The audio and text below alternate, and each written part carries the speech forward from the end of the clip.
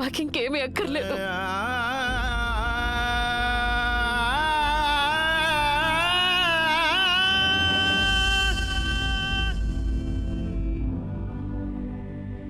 ఒక రాజుగా మీకు శిక్ష వేశాం, కానీ ఓ పుత్రుడిగా ఆ శిక్షని రద్దు చేయలేం. మేం చేయగలిగింది ఒక్కటే, కారాగారంలో మీకు ఏ కష్టం కలగకుండా చూస్తాం. లేదు రాణాగారు, అమ్మకి ఆమె సుఖ దుఃఖాలంటూ ఉండవు. సంతానం సుఖంలోనే ఆవిడ సుఖం ఉంటుంది, సంతానం దుఃఖంలో ఆవిడ దుఃఖం ఉంటుంది.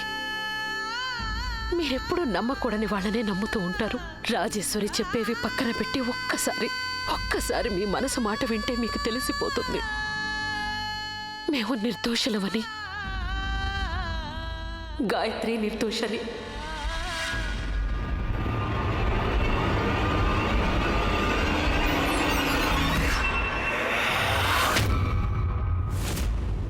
రాజమాత, మేము మా అమ్మతో మాట్లాడాలని ఇలా వచ్చాం. కానీ దురదృష్టం, మీరు మా అమ్మగా మాట్లాడడం లేదు, రాజద్రోహి గాయత్రికి అత్తలా మాట్లాడుతున్నారు.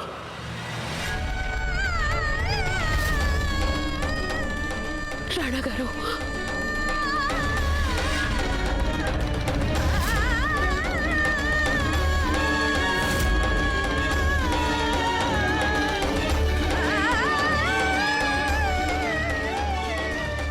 రాణాగారు,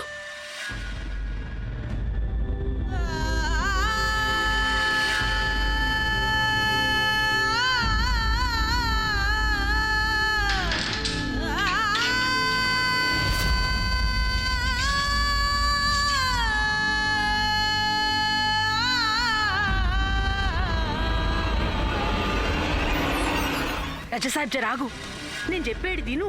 మీ అమ్మ చెప్పేది నువ్వు వింటానన్నతో చెప్పినావు కదా. మేం మా అమ్మ మాట వింటామని మాత్రమే చెప్పాం, కానీ ఆవిడ మాటలు ఒప్పుకుంటామని మాత్రం చెప్పలేదు. రాజసాబ్ చెప్పేది వినిపించుకోవా? నువ్వు మీ అమ్మను ఒక్కసారి అడిగేది ఉండే, నీ పెండ్లాంని ఆమె ఎందుకు వెనకేసుకొస్తున్నది అని. నీ మొదటి పెండ్లాం నిన్ను సంపనీకొస్తే మీ అమ్మ ఆమెను ఎందుకు వెనకేసుకొస్తుంది? ఏదైనా కారణం ఉండుంటది కదా. మాకు వారి మాటలు వినాల్సిన అవసరం ఏమీ లేదు. నువ్వు ఈ మెహల్కి నిన్న కాక మొన్నొచ్చిన దానివి. మేము యావత్ జీవితం పుట్టినప్పటి నుంచి ఈ మెహల్లోనే గడిపిన వారం. మాకు తెలుసు రాజమాతకి మా పట్ల ఏమాత్రం ప్రేమ లేదని. ప్రేమ ఉంటే ఆమె గాయత్రిని తీసుకొచ్చి మా కంట కట్టి మా జీవితంతో ఆడుకునేవారు కాదు. ఆమెకు మా జీవితం గురించి ఎలాంటి దిగులు లేనప్పుడు ఇక మా ప్రాణం గురించి దిగులు ఎందుకుంటుంది? ఆమెకి మా అమ్మగా కన్నా రాజమాతగా ఉండడమే ఎక్కువ ఇష్టం. అలా రాజమాతగా కొనసాగడానికి ఆమె ప్రతిసారి మమ్మల్ని వాడుకుంటూనే ఉంది. గుండెల్లో బాణం వచ్చి గుచ్చుకుందంటే అంత బాధ కలగదు, కానీ ఆ బాణం వేసింది కన్న తల్లేనని తెలిసినప్పుడు ఎవరికైనా బాధతో గుండె రగిలిపోతుంది. నువ్వు ఇంకేమన్నా చెప్పాలా? ఇంకేమన్నా అబద్ధం చెప్పాలనుకుంటే చెప్పేయి. నేను చూడాలనుకుంటున్నాను నన్ను మోసం చేయడానికి నువ్వు ఎంత నీచానికి దిగజారగలవు అని. ఎందుకు ఆలియా, ఎందుకు నువ్వు ఇలా చేసావు? నీకు తెలుసు కదా, నానమ్మ తర్వాత నీ ఒక్కదానిని కదా నేను పూర్తిగా నమ్మేది. ఏమన్నావు నువ్వు? ఈ మధ్య అన్నిటినీ మర్చిపోతున్నావా? అది చాలు. వాటిలో ఉన్న శక్తి విషయాన్ని గ్రహించి మనకు వివరిస్తాయి.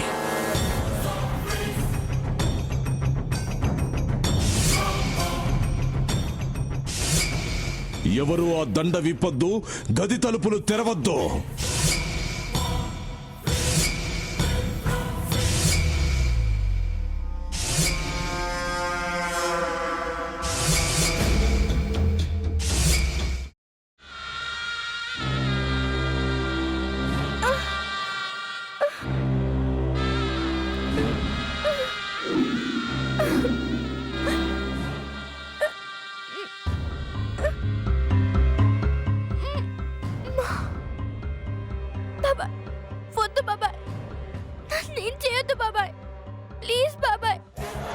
నిజం తెలిసినప్పుడే నా ఆలోచనలో నువ్వు చచ్చిపోయావు.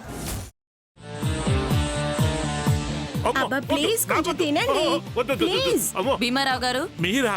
ఇగో మీరా కాదు, సక్కుబాయ్. అవును మీ పనామే లేచిపోయిందని చెప్పి కంప్లైంట్ ఇచ్చినావు కదా. రేయ్ ఆయన కంప్లైంట్ ఇచ్చింది లేచిపోయిందని కాదు, కనిపించడం లేదు అని. అచ్చా, అట్లానా? సరే మేడం. ఇడియట్. ఆ వంట మనిషి పేరేంటన్నారు? రత్తాలు మేడం. ఏం పెద్ద మంచి, నీ వంట మంచిని కూడా మేడం అని పిలుస్తావా? రేయ్ హాఫ్ బ్రెయిన్,